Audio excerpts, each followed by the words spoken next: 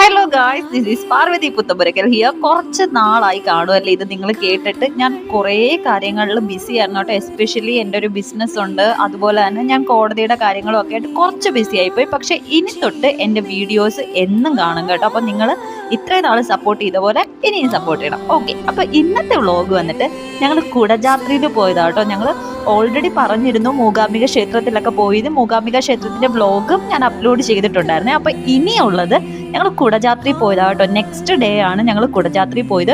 അത് രാവിലെ തന്നെയാണ് പോയത് കേട്ടോ. ഏകദേശം ഒരു 5:30 ആയപ്പോൾ ഞങ്ങൾ റൂമിൽ നിന്ന് ഇറങ്ങിയായിരുന്നു. അവിടെ എത്തിയപ്പോൾ ഒരു 7 മണിയൊക്കെ ആയി കേട്ടോ.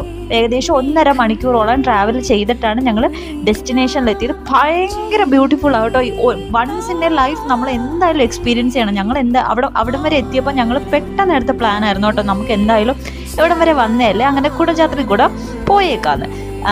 ഏറ്റവും വലിയ കാര്യം എന്ന് പറഞ്ഞാൽ നമ്മുടെ കൂടെ ഇത്രയും നല്ല സപ്പോർട്ടായിട്ട് നമ്മുടെ ഫാമിലി ഉള്ളപ്പം നമ്മൾ ഒരിക്കലെങ്കിലും ആ ഒരു ട്രക്കിംഗ് എക്സ്പീരിയൻസ് ചെയ്യണമെന്നാണ് കേട്ടോ ഞാൻ പറയുന്നത്. കാരണം നല്ല അടിപൊളിയായിരുന്നു. ഞങ്ങൾ എല്ലാവരും ഫാമിലി വന്ന എല്ലാവരുമായിട്ടാണ് കേട്ടോ ഞങ്ങൾ പോയത്. കുറച്ച് വെയിലൊക്കെ ആയി തുടങ്ങിയപ്പോൾ ചെറുതായിട്ടൊരു ക്ഷീണമൊക്കെ തോന്നിയെങ്കിലും ഭയങ്കര സപ്പോർട്ടായിട്ട് എൻ്റെ ബ്രദേഴ്സും അതുപോലെ തന്നെ എല്ലാവരും നിന്നുകൊണ്ട് നല്ല സ്മൂത്തായിട്ട് തന്നെ മേളിലെത്തി കേട്ടോ. ഇതാണ് നമ്മുടെ ഡെസ്റ്റിനേഷൻ. ഞങ്ങൾ ഏകദേശം ഒരു 45 മിനിറ്റോളം നടന്നിട്ടാട്ടോ മേളിൽ എത്താൻ പറ്റിയത്. നല്ല അടിപൊളി വ്യൂ ആട്ടോ.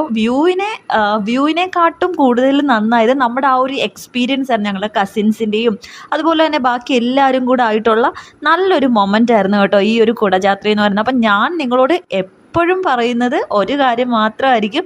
നിങ്ങൾ എപ്പോഴെങ്കിലും മൂകാംബിക ക്ഷേത്രത്തിലോ അങ്ങോട്ടൊക്കെ പോകുന്നുണ്ടെങ്കിൽ ഉറപ്പായിട്ടും കുടജാത്രി കൂടെ പോണേ. അപ്പം ടാറ്റാ.